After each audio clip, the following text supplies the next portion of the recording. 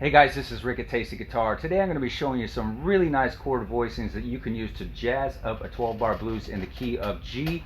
Make sure you come by TastyGuitar.com to get the free tab on this lesson. Also check the description below for information about membership at Tasty Guitar, where you can get free interactive tab, backing tracks, feedback on your playing, live workshops, and so much more. By the way guys, if you hear some strange noises in the background, I'm actually on my ship gig right now and we're crossing the Atlantic, so a little bit of movement happening. Alright, so the way that I'm going to do this is play 4 measures at a time, then I'll come back and break down those chord voicings for you. Tune up and let's get started.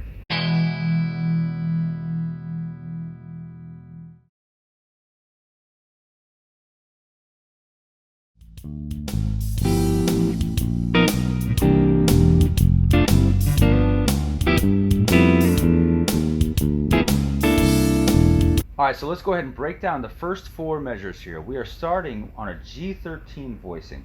Now this chord right here at the 8th and 9th fret, there's a G13, really nice voicing for a 13 chord. That is the flat 7 on the bottom, your B note, your major 3rd, your 6th or your 13, the E note, and then the root on top. Right there on beat 1, 1, 2, holding it out for 2 beats. On the and of beat 3, I'm going to go to this voicing right here, which is a G7 with a raised 9th and a raised 5th. It's a really nice altered chord voicing that will lead you to your 4 chord really nicely. So, in measure 2, we're going to go to our 4 chord, and I'm going to go to this voicing right here, which is just a C9 chord. Okay, there's no root in here as well. I'm picturing the root right down here on the low E string. There's our major 3rd, our flat 7, our 9, and our 5th on top. So a C9 chord there. So far we would have this. 1, 2, 3.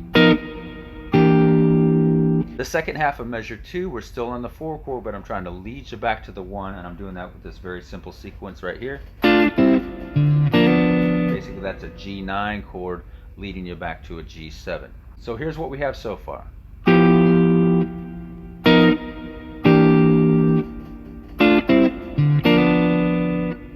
So in measure 3, we're back on our 1 chord. I'm going to play this voicing of a G13 down here at the 3rd fret.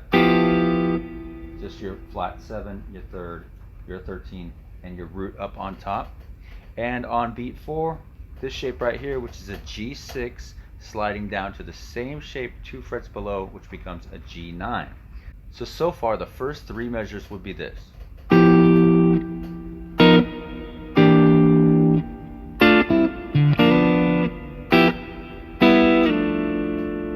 Gonna hold that chord out a little bit there, and on the and of beat 3, in that last measure, I'm gonna go to this voicing, a G13 with a flat 9 up on top, which leads you really nicely to the next chord, to the 4 chord, a C13 chord, this voicing right here.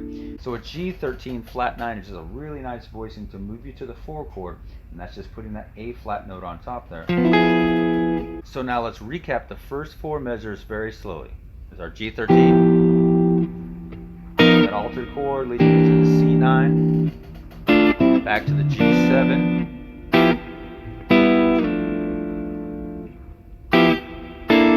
ending on the C13 chord there.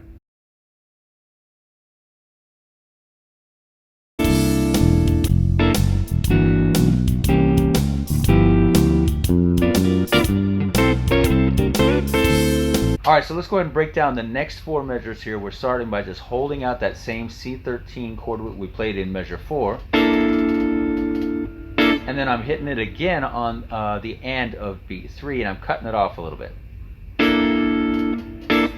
In the next measure, I'm still on the 4 chord, still on the C dominant chord, but I'm kind of playing an altered chord here. It's like a C9 with a raised 11th or chord. You can refer to it as a flat 5 if you want. A really kind of cool chord voicing that you could play sometimes for your 4 chord, especially in this place. We're going to hold that chord out for beats 1 and 2. On beat 3, we're going to go to a C sharp diminished chord, C sharp diminished 7, which is a very, very common way to get back to your 1 chord by playing a diminished chord a half step above your 4 chord.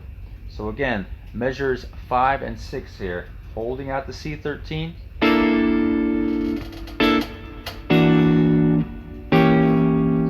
Now those chords have led really nicely back to our 1 chord in the next measure, and we're just going to go back to the same G13 chord we started with. Then on the and of beat 3, we're going to this voicing right here, which is a 7 sharp 9 chord. Now you're probably very familiar with this version of a 7 sharp 9, or people call this the Hendrix chord, but I'm just putting the 5th on top, getting rid of the root, changing the fingering a little bit.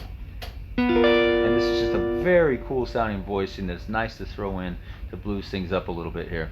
Then we're going to this voicing right here. But really what's going on here is I'm thinking of this whole little chord sequence is as kind of like a G minor sound, with a G minor voicing being here. But I'm just starting it up on this shape right up here at the 8th fret. Going up a half step, slide it down to that G minor, and then what we're doing is we're kind of anticipating the 5 chord, which is coming in the next measure, the D dominant chord. But what I'm doing is I'm sliding up to this D6 chord and then back down to the D9 chord. So what we have all together is this.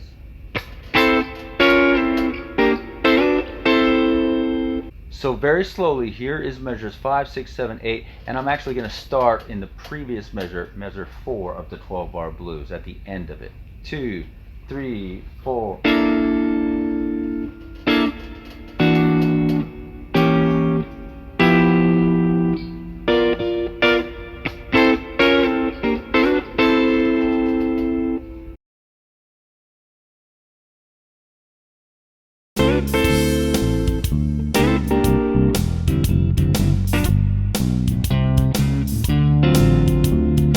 Let's go ahead and break down the last 4 measures here. We're starting just by holding out that D9 chord from the and of beat 4 of the previous measure. Then we're going to do the same thing on the C, sliding into a C6 and then going down to a C9.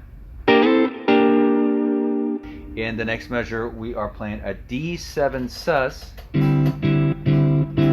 starting from the and of beat 2 of that measure. 1, 2, and 3, and 4, and.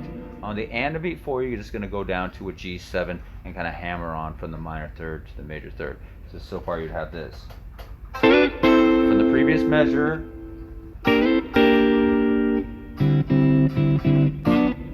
And from there we're just ending it by walking it up from the C, C sharp, ending on a D7 sharp 9. So again, the last 4 bars here. 1, 2, 3, 4.